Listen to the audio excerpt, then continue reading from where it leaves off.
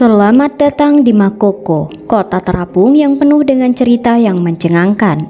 Dijuluki sebagai Venezia dari Afrika, Makoko mungkin terlihat memukau dari kejauhan, tetapi di balik keindahannya tersembunyi realitas yang tak terbayangkan. Setiap harinya, warga Makoko harus berjuang untuk bertahan hidup di antara timbunan sampah yang melimpah dan warna air yang gelap dan berminyak di bawah rumah-rumah mereka.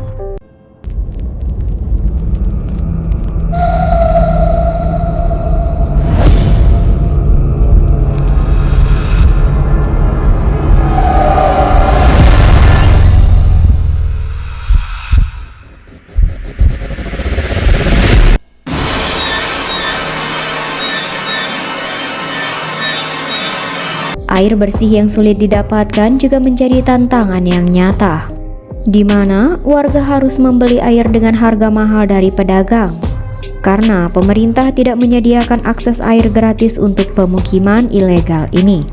Meskipun di tengah perjuangan yang luar biasa, kehidupan di Makoko tetap berlanjut. Bentuknya yang menarik telah menjadi daya tarik bagi para wisatawan yang ingin mengetahui lebih banyak tentang kota ini. Video ini akan memberikan fakta menarik tentang Makoko dan kehidupan sosial masyarakat di sana. Bersiaplah untuk terkesima oleh kisah nyata dan tantangan yang dihadapi oleh masyarakat di Makoko. Dalam video ini, kita akan menjelajahi fakta-fakta terunik yang mengungkap pesona dan keunikan dari Makoko. Jumlah penduduk yang misterius. Jumlah penduduk Makoko yang misterius menjadi salah satu karakteristik menarik dari pemukiman ini. Karena statusnya sebagai pemukiman nelayan informal, tidak ada catatan sensus resmi yang mencatat jumlah penduduk secara pasti. Hal ini menyebabkan sulitnya mengetahui dengan akurat berapa orang yang tinggal di Makoko. Meskipun begitu, perkiraan sementara menyebutkan bahwa Makoko dihuni sekitar 150 hingga 250 ribu jiwa. Angka ini dapat bervariasi secara signifikan karena adanya perpindahan penduduk yang terjadi dengan cepat di pemukiman ini. Banyak penduduk yang pindah masuk atau keluar dari Makoko, baik karena alasan ekonomi, pencarian pekerjaan, maupun faktor lainnya. Perubahan ini membuat sulitnya mencatat dan memantau jumlah penduduk Makoko secara akurat. Keadaan ini menjadi tantangan bagi pemerintah dan lembaga terkait untuk menyediakan layanan dan infrastruktur yang memadai bagi jumlah penduduk yang fluktuatif ini. Selain itu, ketidaktahuan mengenai jumlah penduduk yang tepat juga dapat berdampak pada alokasi sumber daya yang efektif dan program-program pembangunan yang sesuai. Meskipun sulit untuk mengetahui dengan pasti jumlah penduduk Makoko, perkiraan sementara memberikan gambaran tentang skala pemukiman ini yang cukup besar. Sejarah yang berawal dari abad ke-18. Sejarah Makoko dimulai pada abad ke-18 sebagai sebuah desa nelayan kecil. Pada awalnya, pemukiman ini terdiri dari beberapa rumah kayu sederhana yang dibangun oleh nelayan sebagai tempat tinggal mereka. Seiring berjalannya waktu, Makoko mengalami pertumbuhan yang pesat dan tumbuh menjadi sebuah pemukiman yang lebih besar dan padat. Perkembangan ini didorong oleh faktor-faktor seperti peningkatan populasi, aktivitas perdagangan, dan kebutuhan akan tempat tinggal yang lebih baik. Seiring dengan pertumbuhannya, Makoko mulai menarik perhatian sebagai salah satu pemukiman informal terbesar di Lagos. Sejarahnya yang kaya memberikan pemukiman ini karakter dan identitas yang unik.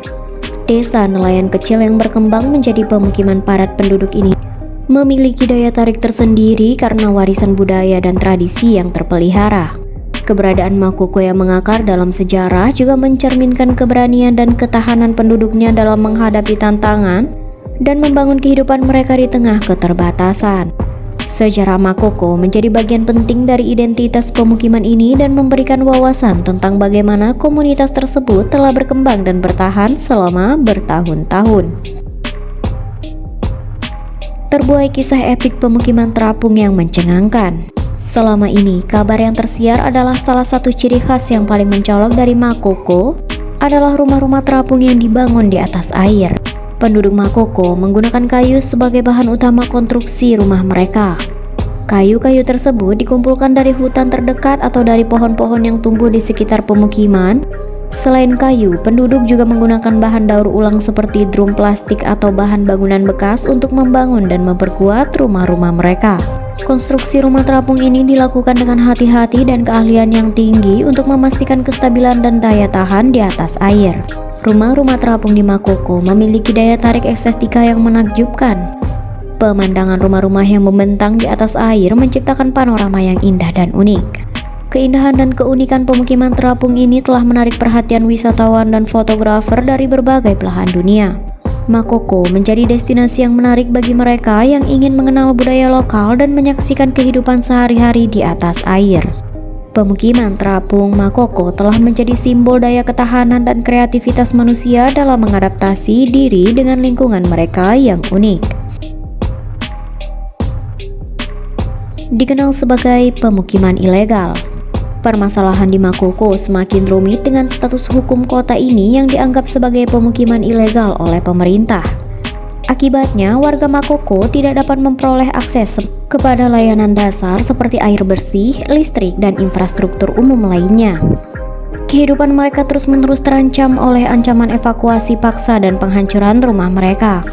Kondisi ini menunjukkan kurangnya perlindungan dan perhatian pemerintah terhadap kebutuhan dasar penduduk Makoko serta kesulitan mereka dalam mempertahankan tempat tinggal mereka. Ketidakpastian hukum yang menggantung di atas kepala penduduk Makoko menimbulkan ketidakstabilan dan ketakutan akan masa depan mereka. Mereka hidup dengan ancaman evakuasi dan penghancuran rumah yang bisa datang setiap saat.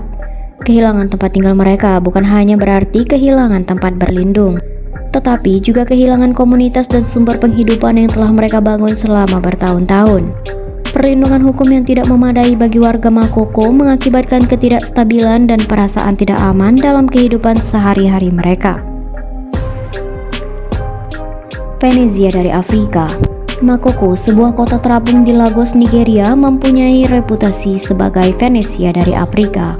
Namun, realitas di balik julukan tersebut sangatlah berbeda. Makoko dikenal sebagai kota terapung paling kumuh dan paling kotor di Afrika. Kehidupan sehari-hari para penduduk Makoko dipenuhi dengan sampah dan limbah yang berlimpah. Warna air di bawah rumah mereka bahkan berubah menjadi hitam pekat dan berminyak akibat polusi yang meluas. Keadaan ini menunjukkan betapa seriusnya masalah polusi dan kurangnya infrastruktur sanitasi yang memadai di kota ini.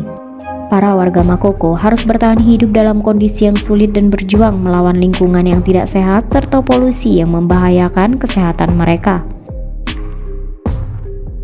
Kota air terkotor di dunia. Kondisi Makoko memang sangat memprihatinkan dalam hal fasilitas dasar yang tersedia. Salah satu masalah utama adalah ketersediaan air bersih. Penduduk Makoko kesulitan mendapatkan akses yang memadai terhadap pasokan air bersih. Mereka terpaksa mengandalkan air dari Lagos Lagoon yang tidak selalu bersih dan aman untuk dikonsumsi. Keterbatasan air ini menjadi ancaman serius bagi kesehatan penduduk, karena mereka rentan terkena penyakit yang disebabkan oleh air yang terkontaminasi. Dalam situasi yang memprihatinkan ini, penduduk Makoko sangat bergantung pada bantuan dan perhatian dari pihak pemerintah. Namun, hingga saat ini, bantuan air bersih yang memadai dan perbaikan infrastruktur dasar masih minim. Keadaan ini menunjukkan perlunya tindakan yang lebih luas untuk meningkatkan kondisi Makoko, termasuk peningkatan akses air bersih, sampah yang lebih baik, dan investasi dalam pengembangan sumber daya manusia. Makoko kesulitan listrik. Fasilitas listrik yang minim di Makoko merupakan salah satu kendala utama dalam perkembangan pemukiman ini. Mayoritas penduduk Makoko tidak memiliki akses yang stabil dan terpercaya terhadap listrik. Akibatnya, kehidupan sehari-hari di Makoko bergantung pada sumber energi alternatif seperti generator atau lampu minyak untuk penerangan. Keterbatasan akses listrik yang memadai menghambat perkembangan dan kemajuan pemukiman ini dalam berbagai aspek kehidupan, terutama dalam pendidikan dan kegiatan ekonomi.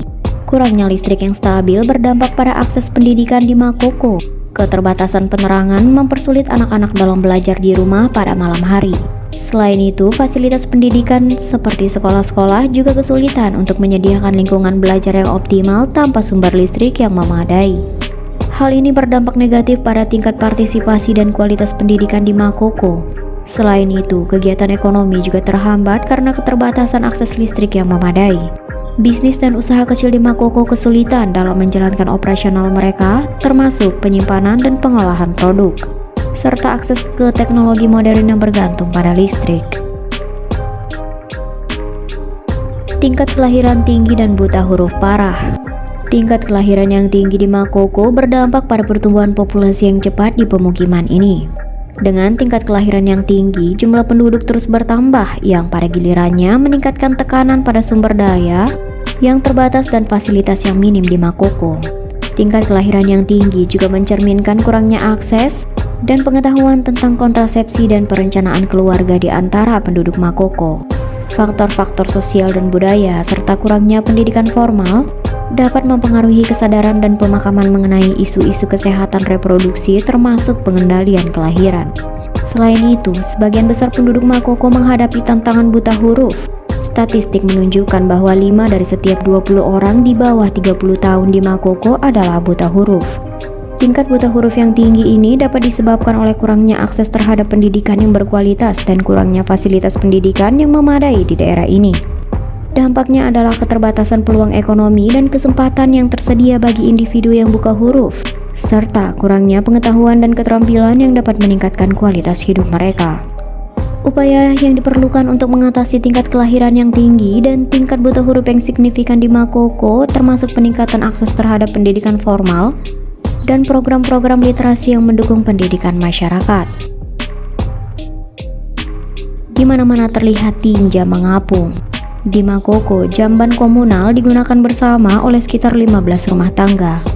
Kondisi ini mencerminkan keterbatasan fasilitas sanitasi yang ada di pemukiman ini. Limbah cair, tinja, limbah dapur, dan kantong plastik dibuang langsung ke air yang menyebabkan terjadinya polusi lingkungan dan masalah kesehatan. Ketika suhu meningkat, aroma tidak sedap dari limbah yang terbuang dapat menjadi lebih kuat dan menguap, mempengaruhi kualitas udara di sekitar pemukiman. Aroma yang tidak sedap ini dapat menyebabkan ketidaknyamanan bagi penduduk Makoko dan dapat mempengaruhi kualitas hidup mereka.